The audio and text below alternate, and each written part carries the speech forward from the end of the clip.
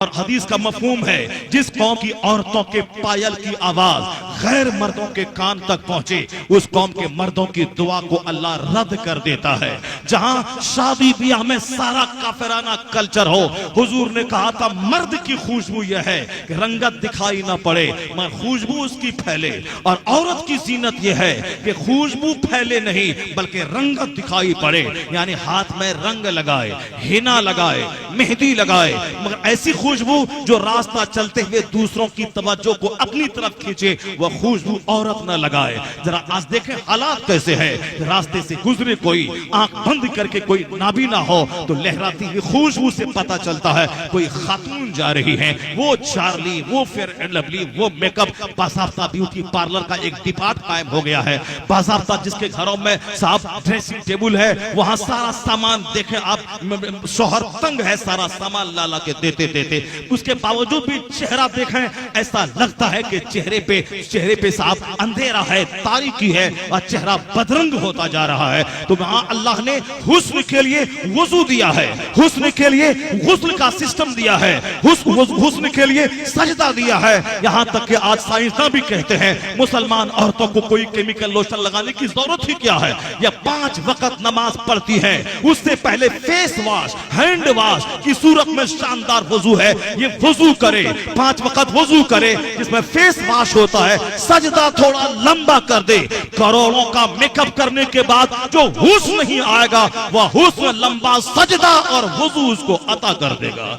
यहां तो वजू ही नहीं है और साहब एक घंटे तक आईना के सामने बैठकर सजना और थजना है और अपनी खुशबू से दूसरे अजनबी मर्दों के दिमाग में वसवसात और बुरे ख्यालात को जन्म देना है। औरतों की खुशबू दूसरों तक न जाए, उनकी खुशबू है रंगत यानी हिना और रंग, मर्दों की खुशबू है दूसरों तक फैले।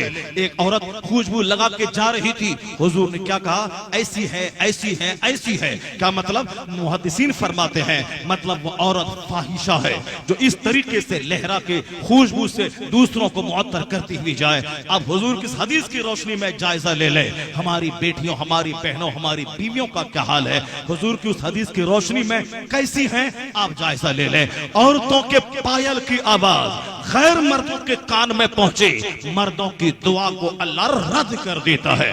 वह चाहे काबा में दुआ करे, पेट में हराम गज़ा है, दुआ रद्द हो जाएगी। वो काबा में मताफ में दुआ करे, औरतें उसकी नंगी रहती हैं, बेपर्दा रहती हैं, दुआ रद्द हो जाएगी। बुजुर्गों ने कहा है अगर दुआ कबूल करवानी है तो हलाल गज़ा पेट में डाल, अपनी बेटियों को पर्दे में रख, अपनी बीवी को पर्दे में रख, तय्यूस मत बन, उनकी बेपर्दगी से राजी मत रह। जिस तरह तय्यूस कहते हैं जो अपनी बीवी की ज़नाकारी से राजी रहे वह तय्यूस है, तय्यूस पर जन्नत की खुशबू हराम है। तय्यूस वही नहीं, आला हजरत लिखते हैं तय्यूस वही नहीं जो औरतों की बेहयाई से राजी रहे, वह भी तय्यूस है जो अपनी बीवियों को बेपर्दा घुमाए, जो अपनी बीवियों को बेपर्दा अजनबी मर्दों के सामने लाए, वो भी तय्यूस है और तय्यूस पे जन्नत की खुशबू हराम है। तो बुजुर्गों ने कहा है अपनी औरतों को पर्दे में रख, अपने पेट में हलाल गज़ा डाल। अगर काबा जाने की सकत नहीं है, हज फर्ज नहीं है, जाने की जरूरत नहीं है, तो अपने मोहल्ले की मस्जिद में दुआ कर, अल्लाह कबूल करेगा। जो हराम खा के औरतों को बेपर्दा रहकर जो दुआ काबा में कबूल नहीं होगी, वह दुआ हलाल खाकर पर्दे का एहतमाम करके मोहल्ले की मस्जिद में कबूल हो जाएगी। क्योंकि दुआ कबूल करने वाला तो अल्लाह है और अल्लाह रब्बुल इज्जत हमारे सारे अहवाल से बाखबर है। वह देखता है कि दुआ करने वाला अपने मोहल्ले की मस्जिद में दुआ कर रहा है या काबा के अंदर दुआ कर रहा है। अल्लाह रब्बुल इज्जत अपने बंदों के अहवाल से बाखबर है। हालात कुछ भी हैं और दुआ वजीफा पढ़िए और साहब दुआ ऐसा हो जाएगा। मुसलमान टुकड़े टुकड़े गैंग में बदल चुका है। आज एक लीडर मुझको बार बार यही ताना देता है, यह टुकड़े टुकड़े गैंग का नाम है, वो मिल्लत इत्तेहाद कुछ नहीं जानता है। पहले तो जनरल लोग कहते थे टुकड़े टुकड़े गैंग, और आज तो मोदी जी जो मोहतात होकर बोलने के आदी है, उनका लुच्चा लफंगा, उसका गुर्गा जो कुल्लम कुल्ला मुस्लिम दुश्मनी की बातें करता है, लेकिन इन गुर्गों के बीच में मोदी जी की जबान काफी मोहतात रहती है। मगर जो मोहतात हैं उसे भी पार्लियामेंट में टुकड़े टुकड़े गैंग बोलना पड़ा। मोहतातीन का ये आलम है, उन्होंने भी मेरी हालत पर टुकड़े टुकड़े गैंग बोला। एक बार शबाना आजमी ने कुछ बोली थी तो दूसरा मेरे बिहार का एक नेता है वो क्या बोला, ये टुकड़े टुकड़े गैंग की नई लीडर आ गई है, यानी टुकड़े टुकड़े लीडर। वहां उसका मुंह नोचने की जरूरत नहीं है, उसके खिलाफ बकवास की जरूरत नहीं है, अपने हालात का जायजा लेने की जरूरत है। मस्जिदों में एक हो गए महमूद अयाज, न कोई बंदा रहा न कोई बंदा नवाज, एक ही सफ में खड़े हो गए। मस्जिदों में आज भी यूनिटी है, आज भी ऑर्गेनाइजेशन है, आज भी शेख पठान की सारी जंगें खत्म है। पठान का मजदूर जो धोबी का बच्चा वो अगर अगली सफ में जुमा के दिन बैठ जाए और एक अरबपति 1000 बीघा जमीन का जोतने वाला वो उसको निकाल नहीं सकता है, क्योंकि मस्जिद में जो पहले जाके जगह ले ले वही उसकी जगह है। मस्जिद में तुम मजदूर किसान जो पहले जाए वही उसकी जगह है। वहां देखने को मिलता है डेमोक्रेसी, वहां देखने को मिलता है प्रजातंत्र, वहां देखने को मिलता है मुसावात, वहां देखने को मिलता है इक्वालिटी का शानदार नजारा। जैसे ही मस्जिद से बाहर निकले, वह धोबी है बेटी नहीं देना है, वह अंसारी है बेटी नहीं देनी है, वह जोलाहा है बेटी नहीं देनी है, वह नदाफ है बेटी नहीं देनी है, मैं शेख हूं वह पठान है बेटी नहीं देनी है, मैं अमीर हूं वह गरीब है नहीं देनी है, मैं शहर का हूं वह देहात का है नहीं देना है। यानी टुकड़े टुकड़े गैंग में बढ़ गए। अंसारी उठा है इलेक्शन में, मैं पठान हूं नहीं दूंगा वो, शेख उठा है मैं पठान हूं नहीं दूंगा वो, ये जोलाहा उठा है मैं बिकरानी हूं नहीं दूंगा वो, या मलिक उठा है मैं पठान हूं नहीं दूंगा वो। यानी जात बिरादरी में बढ़ गए हम, ये मलिक है, ये जोलाहा है, ये पठान है, ये हमारी पहचान के लिए था। अल्लाह कहता है कुरान करीम में, हमने एक मर्द औरत से तुझको पैदा किया है और अलग अलग कबीलों में तुझको मैंने बांट दिया है ताकि आपस में पहचान रहे, ये फला खानदान का है, ये फला खानदान का है, ये हमारी पहचान के लिए था। ये शेख, ये पठान, ये जोलाहा, ये नदाफ, मगर मैंने उसको घमंड का इशू बना लिया।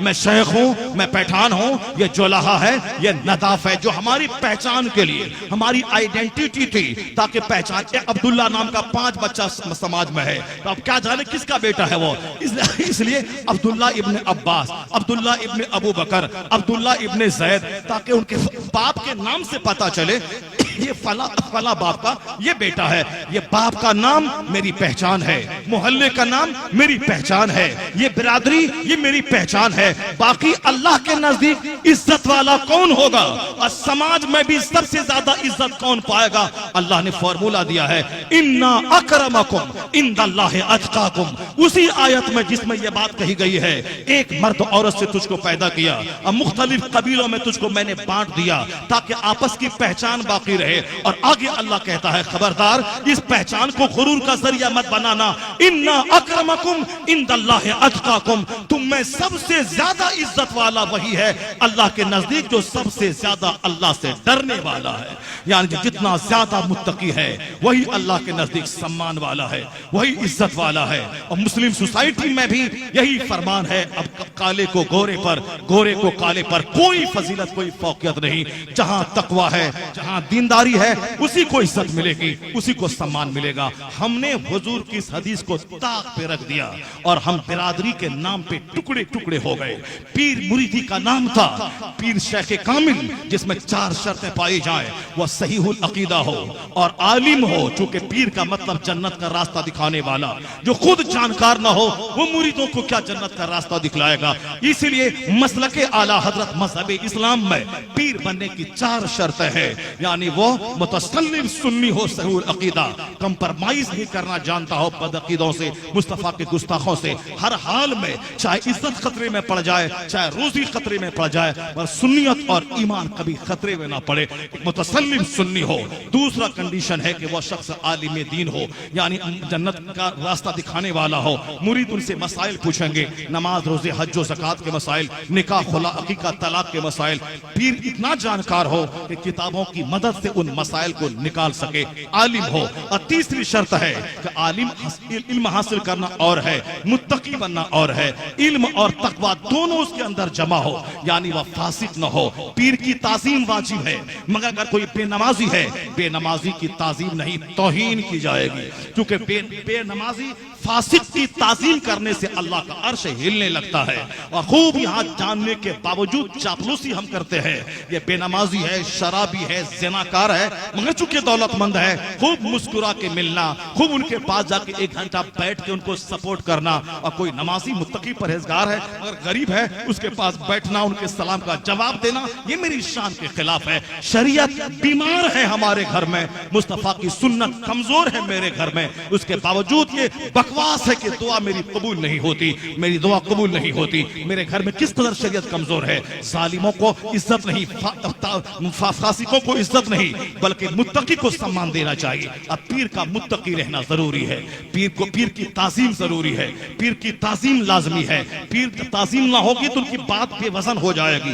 ताजीम जहां होती है वही बात की कदर होती है। पीर ने बोला है कि गुटखा नहीं खाना है, पीर ने कह दिया। अब हजार तबीयत के खिलाफ वो बात है, नहीं खाना नहीं खाना, मुर्शिद ने कह दिया है। मुर्शिद ने बोला है बीड़ी सिगरेट खाने से मुंह में बदबू पैदा होती है, वो फजूलियात है, फजूलियात से मुसलमान को बचना चाहिए। हुजूर ने कहा है एक मोमिन के इस्लाम का हुस्न यह है गैर जरूरी चीजों को छोड़ दे। पीर ने कहा है सिगरेट गैर जरूरी है, खैनी गैर जरूरी है, गुटखा गैर जरूरी है, हमने पीर के कहने पर छोड़ दिया। यानी सम्मान जितना ज्यादा दिल में होगा उतनी ही ज्यादा उनकी बात वजनी समझी जाएगी। और आज तो पीरी मुरीदी का रिश्ता कितना कमजोर हो गया है वो सबों को मालूम है। बेटा पैदा हो गया तो पीर है, अब बेटी पैदा हुई तो पीर साहब की दुआ रद्द हो गई, कबूल नहीं हुई। ये कैसा पीर है? यानी मन के मुताबिक सारा काम होता रहे तब पीर साहब लाजवाब है। और जहां आजमाइश के तौर पर मेरी बदअमली की सजा मिले, सजा दे अल्लाह, अब वहां पीर साहब नहीं रहे। अजमेर में भी वो सख्त नहीं रहा। अब गौसे पाक का नाम लेने से भी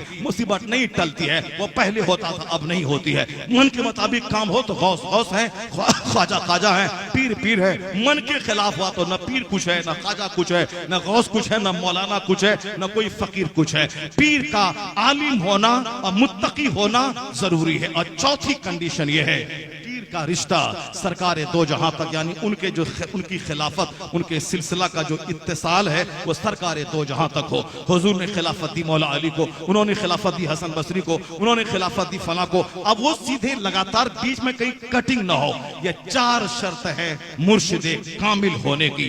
अब ये कहीं नहीं लिखा है वो सैयद होना चाहिए, पठान नहीं होना चाहिए, शेख नहीं होना चाहिए, जोराहा नहीं होना चाहिए। पूरा हो उस गंदी ज़हनियत का जो शरीयत में तबीयत को घुसेड़ता है। जालिम जब नहीं कहा गया कि सैयद का होना पीर होने के लिए जरूरी है तो फिर क्यों घुसेड़ता है कि पीर वही होगा जो सैयद होगा। आला हजरत तो सैयद नहीं है, बेशुमार लोग हैं जो सैयद नहीं है, फिर उनके बारे में क्या कहेगा। यह सिर्फ जलील किस्म के लोग अपनी रोटी सेकने के लिए, पीर हुआ बकरा, मुरीद हुआ चारा, साल में घूमता है और चारा नोचना है। मेरे चारे में कोई दखल अंदाज में साबित ना हो, कोई मेरे मुरीदों को छीन ना ले, कुरान हदीस की बात बताकर छीन ना ले। इसीलिए वो इस तरह की बकवास करता है कि पीर होने के लिए सैयद जरूरी है, पीर होने के लिए अहले बैत अतहार का फर्द जरूरी है। झूठ है, गलत है, शरीयत पर इफ्तरा है और बहतान है। पीर होने के लिए ये 4 शर्तें हैं, इल्म हो, ईमान हो, तकवा हो और सरकार तक उनका इत्तिसाल खिलाफत के सिलसिले से एतबार से हो। वह पीर कामिल है। मगर नफ्स की गुलामी में न जाने क्या क्या लोग करते हैं। हम लोग बट गए, या मेरा पीर है वो तुम्हारा पीर है। तुम्हारा पीर काला पहनता है, मेरा पीर उजला पहनता है। तुम्हारा पीर सर पे पगड़ी काली पहनता है, मेरा पीर हरे रंग का पगड़ी पहनता, हरे रंग की पगड़ी पहनता है। तुम्हारा पीर तो वो उड़ीसा का है, हमारा पीर तो उत्तर प्रदेश का है। तुम्हारा पीर तो गुजरात का जंगली है, हमारा पीर तो साहब दिल्ली हिंदुस्तान की राजधानी का है। यानी पीर का वतन, पीर की जगह, पीर का लिबास, पीर की बेटी, पीर का बेटा, पीर की खानका के नाम पे टुकड़े टुकड़े हम हो गए। एक मोहल्ले में 50 आदमी है, 50 पीर से मुरीद होकर 50 टुकड़े में बढ़ गए। किसी की बात अच्छी नहीं लगती। हमने राजकिशोर को मौका दिया टुकड़े टुकड़े किंग का, हमने मौका दिया मोहताज आदमी को बोलने का। यहाँ हमारा खानदान उठा है, वो वोट नहीं देगा, उसका उठा तो वो वोट नहीं देगा। आज इस हालत में जहां हम पड़े हैं, हमारी जिल्लत तय है। रुसवाई तय है। मस्जिद में टुकड़े टुकड़े, मदरसे में टुकड़े टुकड़े, पीर के नाम पे टुकड़े टुकड़े, मदरसे के नाम पे टुकड़े टुकड़े। जिस दिन इत्तेहाद कायम नहीं होगा, मैं बात नहीं करता गुस्ताखे रसूल की, मैं बात नहीं करता नजदी वहाबी की, मैं बात करता हूं अहले सुन्नत व जमात मसलके आला हजरत के फॉलोवर की। मैं मसलके आला हजरत का मानने वाला। ये पीर के नाम पे टूटा है, ये मस्जिद के नाम पे टूटा है। मुझको सरदारी नहीं मिली, अब वो जलसे को उखाड़ देगा, मदरसे को वीरान कर देगा। होना ये चाहिए था मेरा नाम ना हो, मैं सरदार ना रहो, बल्कि जलसा मेरा टूटने ना पाए, मदरसा मेरा टूटने ना पाए, मेरी मस्जिद का तकद्दुस पामाल ना होने पाए। मैं तो मिट ही जाऊंगा, चाहे आज हो चाहे कल मरने के बाद हो, पर मेरा मसलक सलामत रहे, मेरा मशरब सलामत रहे, मेरा जलसा सलामत रहे, मेरा मदरसा सलामत रहे। ये सोच इस्लामी है। और वह सोच के मुझको नहीं, मेरी बात नहीं मानी, फला को लाओ, और नहीं लाया हम जलसे को फलाप कर देंगे, फला मुखर्रिर को थोक बोल देंगे, नहीं नहीं आना है। टुकड़े टुकड़े गैंग में हम बढ़ गए। मुजफ्फरपुर में एक भाई ने एक पीर साहब को उत्तर प्रदेश से बुलाया, सोचा कि उसको बुला लेगा, इसकी इज्जत में इजाफा हो जाएगा, 2 4 10 20 लोगों की भीड़ इनके पास लग जाएगी। उन्होंने दूसरे मौलवी को पैसा दे के बोला उसको मना कर दे, वो 40 देगा तो मैं 50 दूंगा, वो 20 दिया है तो मैं 40 देता हूं, मना कर दे। मना कर दिया। अब फिर ताली बजाता है कि देखा मैं क्या कर सकता हूं, मुझको पहचाना नहीं है, मेरी पहुंच कहां तक है। बहुत सोचा था कि मैं बोला लूंगा, यानी जलसे को फलाप करके ताली बजाता है, पीर साहब को रुकवा के खुशियां मना रहा है। ऐसे जलील और खसीस और कमीना किस्म के लोगों से मुसलमान समाज भरा है, मुस्लिम सोसाइटी भरी है। जिस दिन ये टुकड़े टुकड़े गैंग की कैफियत बदल जाएगी, मस्जिद में इत्तेहाद, खानका में इत्तेहाद, जो जलसों में इत्तेहाद, कब्रिस्तान में इत्तेहाद, समाज में इत्तेहाद। इत्तेहाद आज हो जाए, अमेरिका भी हमारा है, हिंदुस्तान भी हमारा है, बंगाल भी हमारा है, बिहार भी हमारा है। कि मोहम्मद से वफा तूने तो हम तेरे हैं, ये जहां चीज है क्या लौह कलम तेरे हैं। अल्लाह ताला उस वक्त तक मुझको जलील करता रहेगा जब तक मैं शरीयत और सुन्नत की मुखालफत करता रहूंगा। गैर जरूरी बहसों में मैं पड़ा हूं। मेरा काम क्या है, वमा खलक़तुल जिन्न वल इंस इल्ला लियाबुदून। मेरा रब कहता है मैंने तुझको इबादत के लिए पैदा किया है। इस बीच में इलेक्शन के 3 माह से इलेक्शन का चर्चा है। बहुत सारे मौलाना मर गए। मुफ्ती मुजफ्फर मेरे इलाके के जबरदस्त आलिम थे, इंतकाल कर गए। मुफ्ती मंजर हसन कदरी हिंदुस्तान के 20 टॉप मुफ्तियों में थे, उनका इंतकाल इसी 1 महीने के अंदर हो गया। जिन्होंने इलेक्शन पे चर्चा किया था, अब पंडित जी तो कल और उसकी ताजपोशी होगी, और वो तो मर गया पहले ही, तो हम तो मर जाएंगे। अब इलेक्शन का रिजल्ट परसों आएगा, कौन बनेगा वो जाने, मगर 1-1 घंटा तक तबसरा करना, ये आएगा तो वो होगा, वो आएगा तो वो होगा। चाय की दुकान पे, पान की दुकान पे, मस्जिद में, खानका में, स्टेज पर कभी ये तबसरा ना हुआ हजरत मेरी जिंदगी की 25 साल की नमाजें कज़ा हैं, उसका क्या होगा। हज मुझ पर फर्ज हुआ था 20 साल पहले, उसका क्या होगा। ज़कात मैं 3 साल से निकाल रहा हूं, मुझ पर तो ज़कात 25 साल से फर्ज है। हिसाब नहीं है कि कितना पैसा मेरे पास है, उसका 40वां हिस्सा कितना होगा, उसकी सूरत क्या निकलेगी। कभी इस पे तबसरा नहीं है। तबसरा है जादव जी आ गए तो क्या होगा, पंडित जी आ गए क्या होगा। हमारा काम है इबादत, मकसद हयात है इबादत। जमीन आसमान सारी नेमतें मेरे लिए, मैं पैदा हुआ हूं रब की इबादत के लिए। मेरी जिंदगी 100 साल के अंदर ही सिमट जाती है, बचपन जवानी बुढ़ापा खत्म, यानी मैं इबादत के लिए पैदा हुआ हूं। इबादत पे कोई तबसरा नहीं, करोड़ों गुना है, कोई तबसरा नहीं। तबसरा सियासत पे है, हुकूमत किसकी बनेगी। अल्लाह क्या कहता है, कुलिल्लाहुम्मा मालिकल मुल्क तुतिल मुल्क मन तशा व तंज़िउल मुल्क मिम्मन तशा व तुइज़्ज़ु मन तशा व तुज़िल्लु मन तशा। सारे बादशाहों का बादशाह है वो खुदा, जिसे चाहता है हुकूमत देता है। अल्लाह सच्चा, अल्लाह की बात सच्ची, और जो बोले या सच्चा नहीं वो काफिर। शादीशुदा हो तो उसका निकाह खारी। अब जब बीवी के पास जाएगा वलदुज़ ज़ना, और हराम उसका बच्चा पैदा होता रहेगा, ये ज़िनाकारी। अल्लाह सच्चा, अल्लाह की बात सच्ची।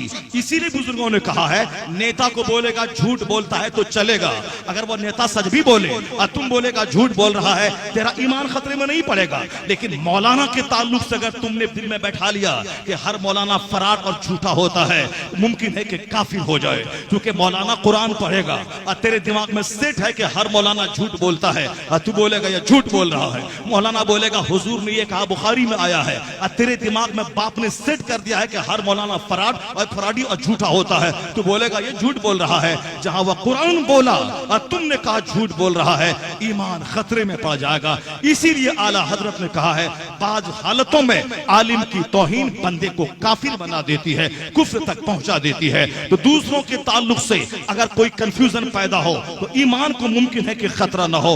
उलमा के ताल्लुक से कंफ्यूजन पैदा हुआ, मुमकिन है कि ईमान खतरे में पड़ जाए। तो दिमाग में सेट है कि हमें यह तबसरा करना ये हमारा काम है, हमारी ड्यूटी है इबादत। कुरान कहता है बाकी हाकिम कौन बनेगा, किसकी सल्तनत छीनी जाएगी, इस आयत करीमा में सराहत से कहा गया सारे बादशाहों का बादशाह वह खुदा, जिसे चाहता है हुकूमत देता है, जिससे चाहता है छीन लेता है। हुकूमत देना रब का काम, हुकूमत छीनना रब का काम। कब किस हालत में किसको हुकूमत मिलेगी ये अल्लाह जानता है। यानी दुनिया चलाना रब का काम। किस बादशाह की हुकूमत छीनी जाएगी और किस मजदूर के बेटे को हाकिम बनाया जाएगा ये रब का काम है। मेरा काम है नमाज पढ़ना, रोजा रखना, हज करना, ज़कात देना, माँ बाप की खिदमत करना, पड़ोसी से अच्छा सलूक करना, झूठ शराब जुआ सारे गुनाहों से बचते रहने की कोशिश करना। मेरा काम है इबादत करना और रब का काम है दुनिया का संचालन करना। और आज बंदा मस्जिदों में बैठकर संचालन की बात कर रहा है, उल्टा पुल्टा काम कर रहा है। रब को अपना काम करने दें, आप अपना काम करें। जिस दिन इबादत पे नजर चली गई, मस्जिदों की आबादी, घर में तिलावत, आने वाले महीने का एहतराम, जब इस कदर अपने आप को बुलंद कर ले कि इबादत जिंदगी का सबसे बड़ा काम हो जाए, तो बगैर हाथ उठाए, बगैर वजीफा पढ़े, बगैर तस्बीह पढ़े हुए दुआ कबूल होगी और दुआ भी करने की जरूरत न पेश आएगी। पर डॉक्टर इकबाल की ज़बानी, खुद ही को कर बुलंद इतना कि हर तकदीर से पहले खुदा बंदे से खुद पूछे बता तेरी रजा क्या है। खुदा बंदे से खुद पूछे बता तेरी रजा क्या है। जो काम हमारा था वो काम हमने छोड़ दिया और जो काम रब्बे करीम का है हमने उस पर तबसरा शुरू किया। इसी तरह की 2 4 5 आयतें पढ़कर मैं क्या कर रहा हूँ, अब मैं क्या सोच रहा हूँ। मैंने कुरान शरीफ की 3 4 आयतों का सिलेक्शन किया था कि आज की तकरीर में अपने नौजवान नस्ल और अपने नौजवान भाइयों को इस्लामी मजाज देने के लिए कुरान करीम की आयतों के हवाले से कि मेरी सोच कैसी है, कुरान कैसी सोच दे रहा है, मैंने बयान करना चाहा था। मगर चूंकि वक्त की कमी है इसलिए मैंने सिर्फ एक ही आयत में तबसरा कर पाया। हमारी जिंदगी का मकसद है इबादत, इस पे तबसरा हो। बाकी कायनात कैसे चलेगी वो रब का काम है। रब को अपना काम करने दें, आप अपना काम करें। दुनिया का निज़ाम चलता रहेगा। अल्लाह तबारक व तआला हमको आपको सबों को कुरान फहमी की तौफीक अता फरमाए और हमें अपने घरों में इस्लामी उसूल और ज़ाब्ते को नाफिज करने की तौफीक अता फरमाए। जो काफिर मेरी हालतों पे तबसरा करता है उनके मकसद के खिलाफ हमें रसूल पाक की सुन्नतों पे अमल करने की अल्लाह तौफीक अता फरमाए। आमीन। व आखिर दावाना अनिल हम्दुलिल्लाहि रब्बिल आलमीन।